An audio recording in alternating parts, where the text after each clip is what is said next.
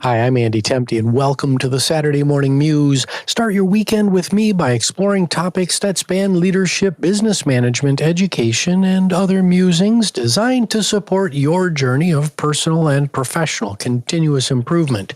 Today is December the 21st, 2024. As we march toward the end of 2024, the final 2 episodes of the Muse will be dedicated to personal planning and the New Year's resolutions that listeners may be contemplating. If you've been following my musings, you know that I am not a fan of New Year's resolutions because most are grandiose statements that have little chance of success. Recent studies show that 80% of resolutions are in the trash can by February, and that only 8% of resolutions are still valid at the end of the calendar year. Now, there are myriad reasons why making New Year's resolutions is an exercise in futility, but most likely center around the lack of a well-established vision for the future that's grounded in a well-defined personal purpose. With no purpose or vision, it's difficult to build a solid plan to execute. Without a plan, a resolution is simply a collection of words that have little chance of turning into action.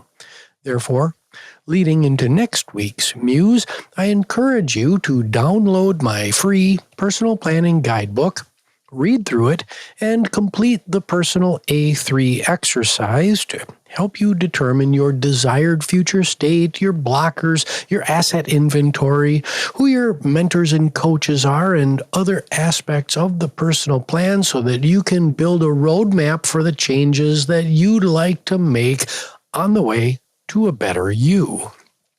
Now, another reason why resolutions are likely to fail is that they collide with the habits that we've formed and have calcified through the years.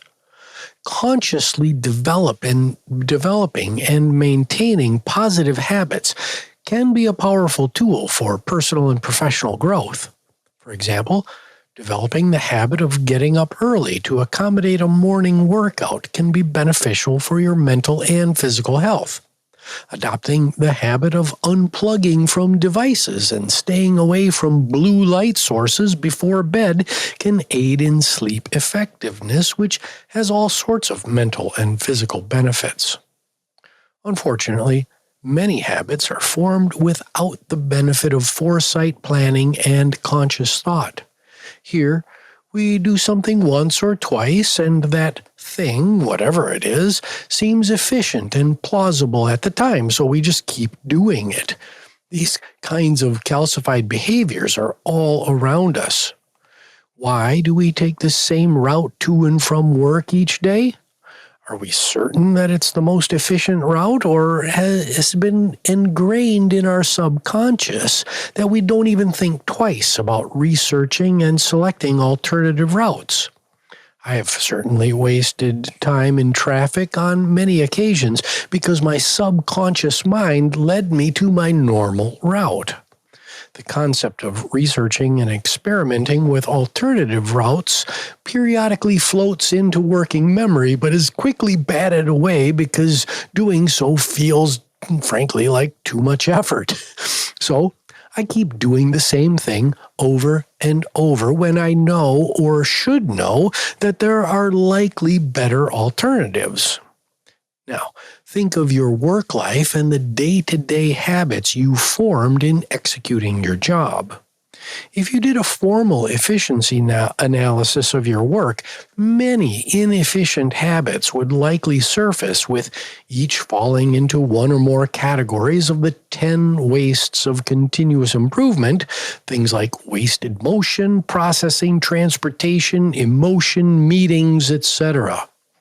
For more on the 10 wastes of continuous improvement, pick up a copy of my second book, The Balanced Business, and turn to chapter 14. I've got the whole thing laid out for you there.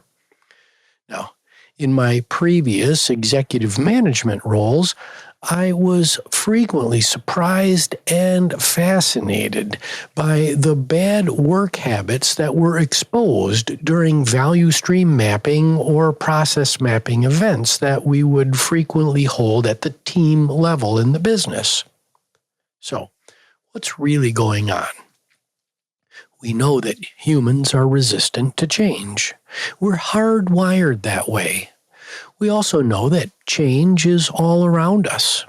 If we keep doing the same thing through time, it's only logical that someone else has figured out a better way to do whatever thing it is we're doing, and our calcified, habitual way of working is now out of date. What was efficient is now inefficient. This is an example of entropy. With enough time, everything falls apart. What was once good for us is now bad because there's a new best practice that has overtaken the way that things have always been done. So, yes, habits can be powerful and beneficial. They can also become an anchor to progress and detrimental to career growth. Habits can become the fast pass to a fixed mindset. So, what's the bottom line today? The bottom line is to adopt a continuous improvement mindset and make it a habit. When you're on a journey of personal and professional continuous improvement, you're continually asking why, continually challenging old assumptions regarding the way we work and our approach to challenges. Now, I want to be careful here. When you've adopted the habit of a continuous improvement mindset, are you constantly asking why? The answer is an emphatic no. Asking why all the time would be annoying, counterproductive, and lead to paralysis. Continuous improvement is a balancing act, and striking the right balance between questioning how things get done and getting things done is essential for success. So, to get the most out of the power of habits, combine the conscious adoption of new positive habits with a continuous improvement mindset to avoid falling into the trap of entropy and the way that things have always been done. Combine these tools with the outputs of your personal planning A3 that we discussed at the top of today's show, and you'll never have to falsely commit to a New Year's resolution again.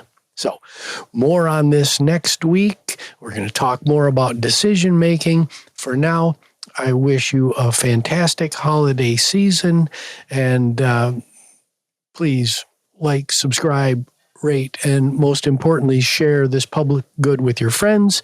The Saturday Morning Muse was produced by Nicholas Temte, and we will see you next time.